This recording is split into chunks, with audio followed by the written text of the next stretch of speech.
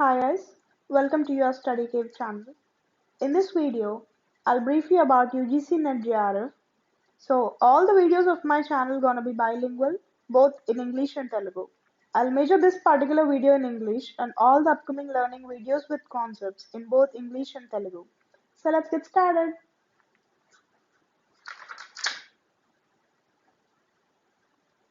In this video, I'll measure about why UGC NET, what is the syllabus for the examination, how are the marks allocated, what is the eligibility for UGC NET, and a detailed discussion on UGC NET JRF. Coming to the point, what is NET? National Eligibility Test. This is an examination conducted by UGC, University Grants Commission. So, coming to the NET examination, this is conducted twice a year in June, July, or December and January. So this examination will be conducted in both the languages, in English and also Hindi. This is a highly popular examination. Every year around 10 lakh people appear to this examination. So I would like to add a point. Don't confuse when people say CBSE NET or UGC NET and JRF examination, because all these three are same. All these three refers to UGC NET examination. Also, I'm making one point particular here. I'm not talking about CSIR NET. I'll make a separate video for CSIR NET. So back to the point. As discussed earlier, this examination UGC NET is conducted for two purposes.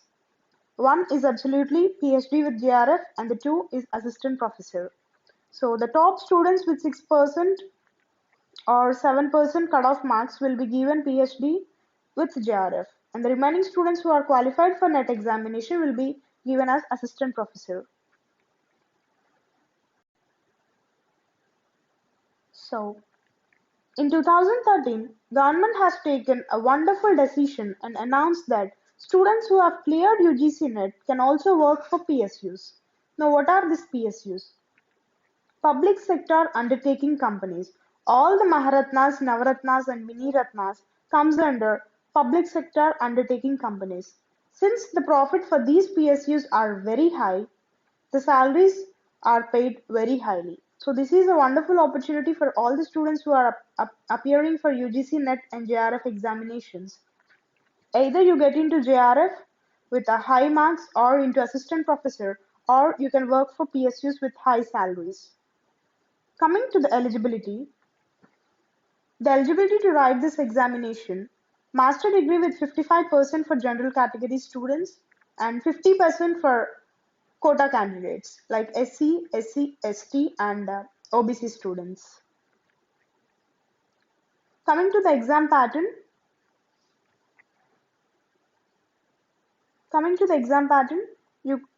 exam pattern consists of two papers mainly. Paper 1 is general aptitude.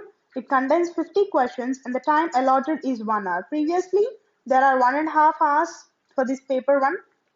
From the past 2 years, it is reduced to 1 hour.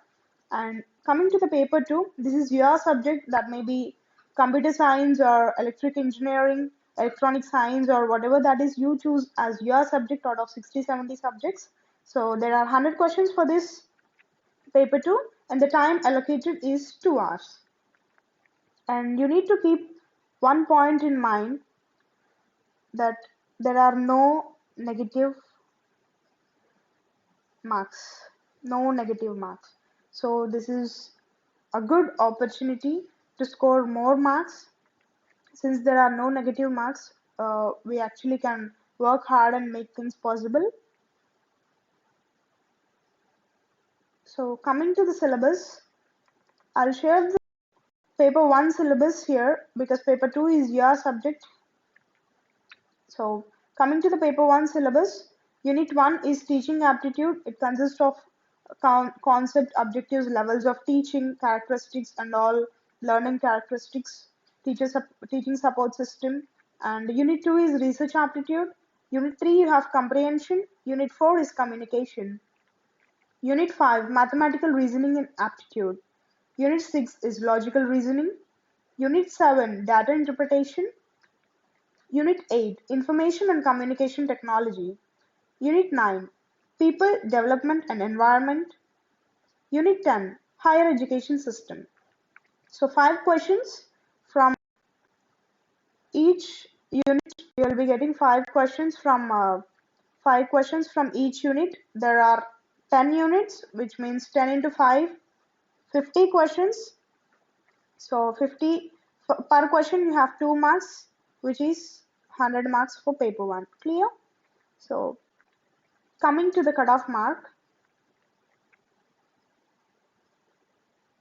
every year there will be one particular cutoff mark for UGC NET examination based on the students who have written it and based on the students who have got marks.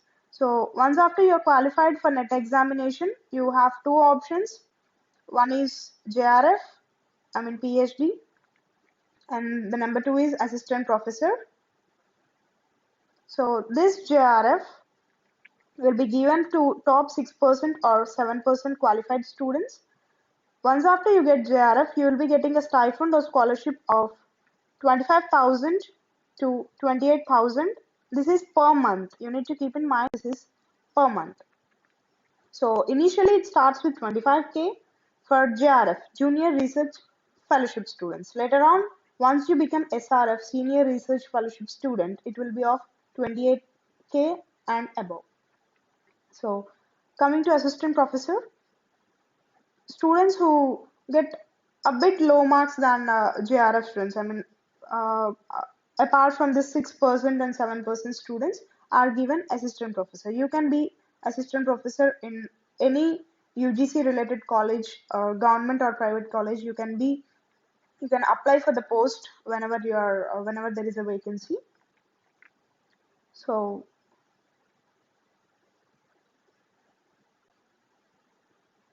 that is about that is about the eligibility that discussed, and cutoff marks are discussed, exam patterns are discussed. Now don't stop until you are proud. Continuity with confidence is the key.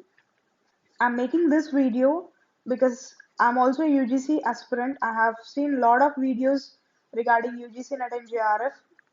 All those videos are measured in Hindi. So I read comments about people asking to make the videos in English and Telugu so that it would be useful for South Indian students. That's how I have initiated to make this video.